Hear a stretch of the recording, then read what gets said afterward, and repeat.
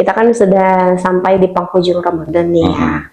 Bentar lagi kita merayakan Idul Fitri, yang dimana Idul Fitri itu identik dengan mudik dan silaturahmi, kumpul ketemu keluarga besar. Nah, otomatis nih banyak banget yang dibahas. Pertanyaan yang menyeramkan, entah itu yang jomblo pasti ditanya, kapan nikah, mana calonnya, nanti keburu tua, dan lain-lain sebagainya. Yang sudah nikah pun nanti ditanya baby ya, anaknya. Bagaimana pendapat? Oke, ini pertanyaan bagus ya, dan mungkin teman-teman juga relate dan pernah kita ataupun sering kita temukan di momen-momen kumpul keluarga, tentunya yang lebih dekat dengan kita ini di momen Lebaran. Dari sisi penanya tentunya teman-teman semuanya, kita harus bisa memposisikan kita sebagai keluarga besar harus paham karakter pencapaian setiap daripada individu di dalam keluarga itu masing-masing. Jadi kita sebagai petanya itu harus mencocokkan pertanyaan-pertanyaan yang bisa malah memberikan motivasi dan semangat. Sebagai contoh, misalkan si A dia belum punya jodoh ataupun belum menikah, maka yang harus kita obrolkan adalah bukan bertanya spesifik ke poinnya, karena kalau bertanya spesifik ke poinnya biasanya itu agak menyayat hati atau kayak nggak sreg. Bisa jadi kita pelan-pelan bahas tentang bagaimana cara mencari jodoh yang baik, ataupun ngobrolnya ngalor ngidul dulu, mengawali pembicaraan dari sesuatu yang satu frekuensi, nanti lama-lama kita sedikit memberikan seperti motivasi ataupun masukan-masukan supaya momen keluarga itu menjadi barometer agar si orang yang memang belum punya jodoh itu setelah kumpul keluarga malah mempunyai semangat untuk mencari sesuai dengan tuntutan agama, seperti itu.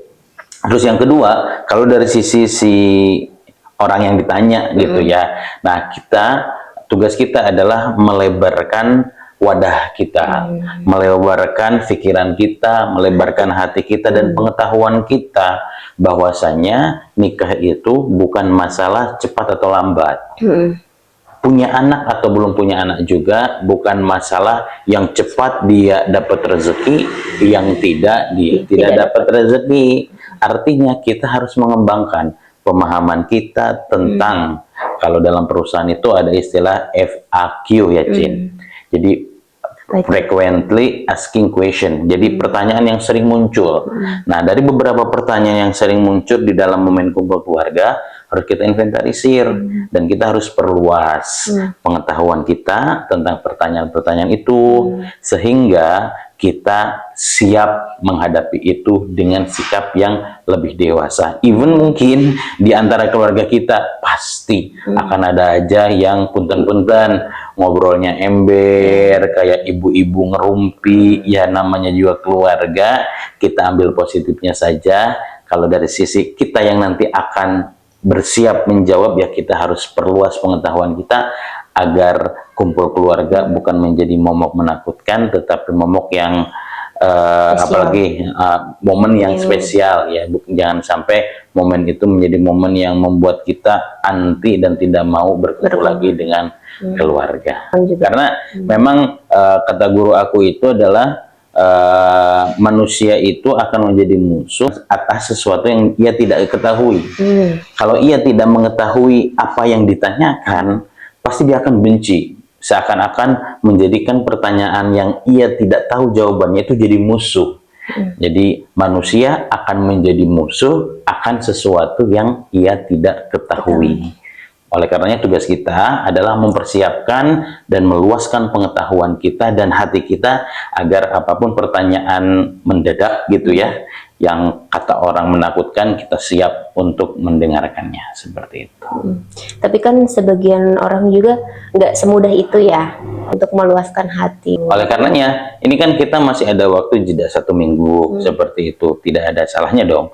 Kita harus mempersiapkan diri kita untuk menghadapi momen kebahagiaan itu dengan penuh persiapan. Toh juga seperti halnya kita ingin masuk ke dalam bulan suci Ramadan, kan tidak hanya sekedar masuk begitu saja, tapi kan harus dengan penuh persiapan agar ketika Ramadan tidak kelagapan seperti itu. Pun demikian ketika menghadapi hari kemenangan dengan momen keluarga yang penuh sukacita, ceria, tapi kan di balik itu ada sesuatu yang mungkin sedikit menakutkan bagi sebagian orang tentang pertanyaan-pertanyaan tadi.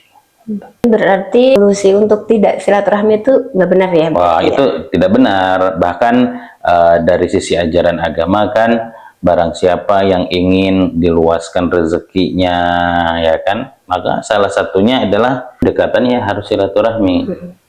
Bahkan ada juga yang sekarang lagi tren-tren gitu di TikTok, jawab pertanyaan. Misalkan nanti kalau ditanya kapan nikah atau kapan punya anak, bahkan ada yang jawabannya tuh begini, nggak tahu nih, lagi dikasihnya rezeki uang terus gitu, belum dikasih anak gitu. Ya itu bisa menjadi itu bisa menjadi opsional lainnya. Bisa menjadi opsional lainnya, tetapi kan di sisi lain jawaban tersebut bisa jadi mengandung makna lain terhadap si penanya. Jadi artinya bisa jadi itu kan sebagai wujud punten ya, ada tersirat rasa angkuh di dalam diri si penjawab untuk menunjukkan bahwasanya aku malah lagi nggak fokus di situ, fokusnya begini. Makanya kan alangkah bijaknya dan arifnya kita mempersiapkan jawaban-jawaban itu yang tidak menyayat si penanya, meskipun mungkin kita merasa tersakiti, tetapi kan kita sebagai manusia harus memberikan balasan yang lebih baik kepada mereka. Kembali lagi ke pengetahuan di awal tadi, bahwasanya anak itu termasuk rezeki, dan rezeki itu luas. Jadi bukan hanya anak, bukan hanya uang, ada kesehatan dan lain-lain. Mungkin itu sebagian dari apa ya, cara untuk menenangkan hati, yang jawab jadi tenang ya, meskipun belum dikasih anak, tapi kan rezeki yang lainnya mengalir. Betul. Tapi kurang tepat juga ya kalau langsung dilontarkan. Betul. Ya itulah pada intinya meluaskan pengetahuan kita tentang apa yang akan ditanyakan, meluaskan hati kita agar tidak mudah terkontaminasi dengan pertanyaan-pertanyaan yang menjebak dan juga menakutkan, itu menjadi kata kunci. Jadi logika sederhananya, hati itu jika tidak diluaskan seperti halnya air di dalam sebuah gelas, Cinta. Kalau airnya di dalam sebuah gelas dikasih garam, maka air itu akan tentu asin. Tapi coba kita bandingkan, kalau air itu kita simpan di sebuah bak yang besar, segenggam garam itu jika dimasukkan tidak akan merubah rasa daripada air itu. Begitupun juga hati kita. Kalau hati kita sesempit gelas, maka dikasih garam ya akan asin. Dikasih sesuatu yang pahit ya akan jadi pahit. Tapi kalau gelasnya kita lebarkan menjadi sebuah bak yang besar, ibarat hati kita seperti itu, maka asin, pahit, manis pun tidak akan merubah daripada esensi air yang ada di dalam bak besar itu.